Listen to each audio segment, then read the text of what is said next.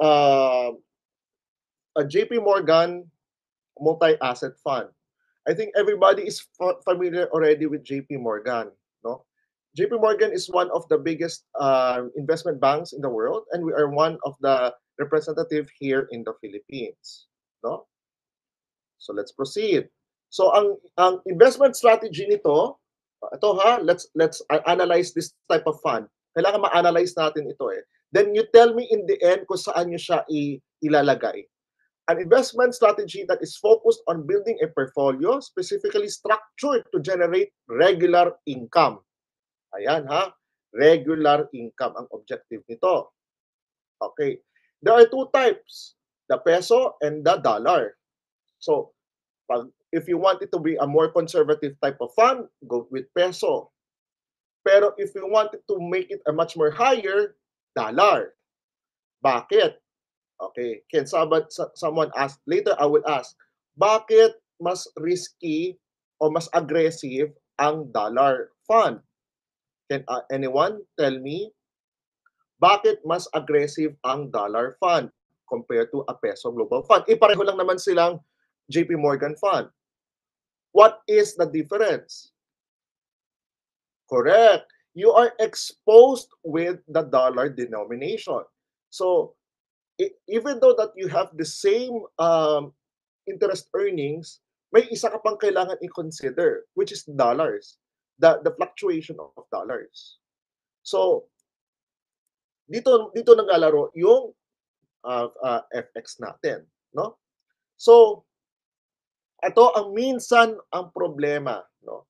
How to use VU. Later, in the end, tuturo ko sa inyo ang tama at ang maling paggamit ng VUL. Ang dami kong sakit ng ulo sa mga choosing the wrong type of investment vehicle. Okay, VUL fund, no? So, ang paano ginagawa nito? Kinukuha, ang representative here is in Life and Union Bank. They actually get the funds for us, no? Then they put it on the feeder fund, which is by Atram. Then they put it on JP Morgan. So, yun ang process nito. Okay? So, ito ang bakit nating ine-emphasize to invest on funds. Because of diversification. You cannot invest, for example, ikaw lang mag-isa, ang hirap mag-diversify because you have limited type of funds. Katulad dito, like, look at this, no? There is a cash portfolio, there's a bond portfolio, and it has also a multi-asset portfolio. Can you do it by yourself only? With just 1 million pesos? Of course not. Diba? That is the beauty behind a fund like this, no? The risk factor goes down, but the rate of return is actually maintained. Mamaya ipapakita ko sa inyo yung computation. Yung paano yung income ng pagpaparenta nyo ng condominium compared investing to a fund like this, it's almost the same banana. However, it has a lower risk factor. Risk na naman ang pinag-uusapan natin, ha? Katulad ito, nakalagay dito sa JP Morgan, it focuses on risk. It doesn't aim to be the highest yield, no?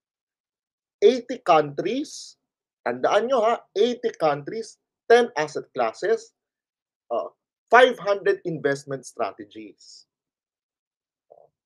Question, in risk management model, that's a very beautiful type of risk diversification. Kasi the more diversified your portfolio is, the risk factor goes lower and lower and lower. The more specific yung investment mo, the higher the risk factor. Kung ano mangyari doon, patay kang bata ka. So 100, kung isa lang investment mo, ang risk mo doon is 100%. In this type of asset class, look at it. You have 80 countries. Kung magka-problema dito sa bansa na ito, you have 80 countries. Then 500 investment strategies. and 10 asset classes with 50 investment engines pa. Let's proceed. Ito ang example. Look at it. North America, 66%. It actually depends on the stability of the market. No? North America, 66%. Europe, 10%. UK, 3%, 2%, 4%. Different types of asset class. So, kinalat na niya ni JP Morgan, kinalat na niya sa ibang bansa yung pera ng mga investors. Nilagay pa niya sa different types of asset classes, equities, REITs, convertibles, high yields investment, etc., etc., bonds, preferred stocks, okay? And portfolio positioning. Meron pa siyang rebalancing, no? You have the equities, the bonds, no? You have the REIT. Nakita niyo kanina, discussion natin about real estate. They even have REIT. They have fixed income. You have consumer discretionary asset classes. You have energy. Different types of bonds.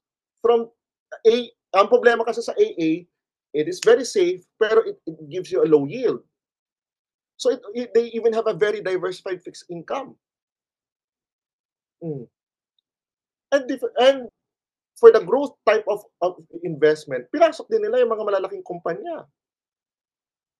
AstraZeneca, just to counter in case of there is a pandemic again, IBM, no? Ito, it actually reflects during pandemic, 'di ba naalala natin, no? Na pag nagkakaroon tayo ng pandemic, ang umaano natin is actually the IT. Siyempre, if there is growth of the economy, we have renewable energy, etc., etc. These are the types of asset classes and their returns na binibigay. You see how diversified it is? You see how ang kagandahan dito, guys, it's so easy to understand. Look at ito, isang tingin ko lang. No more research. Later, I'll give you the kasi medyo kulang na tayo sa time. Okay.